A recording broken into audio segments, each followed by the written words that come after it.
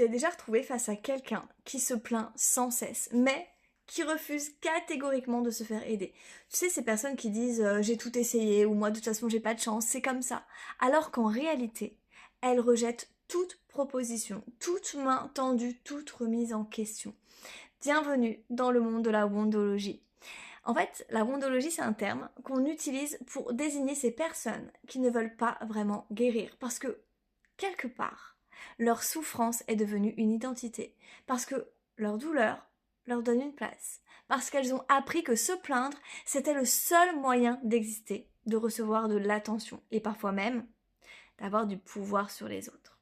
Le souci, c'est que la wondologie épuise l'entourage. Parce que peu importe ce que tu fais, ce n'est jamais assez ou c'est toujours mal reçu. Parce que si tu te tais, tu ne comprends pas. Et si tu parles, tu agresses. Et là où c'est le plus douloureux, c'est quand ça vient d'un proche, d'un parent, d'un frère, d'une sœur, d'un mari, d'une épouse. Tu aimerais l'aider, mais tu te heurtes à un mur de déni, de colère, de victimisation constante et tu finis par douter de toi, par culpabiliser, par t'épuiser. Alors aujourd'hui, je veux te dire quelque chose.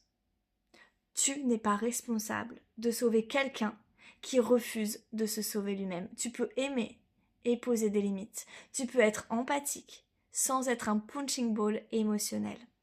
Tu peux être thérapeute et ne pas pouvoir aider un membre de ta famille. Parce que vouloir guérir, c'est un choix. Et parfois, le premier pas, c'est d'accepter qu'on ne peut pas forcer l'autre à marcher avec nous.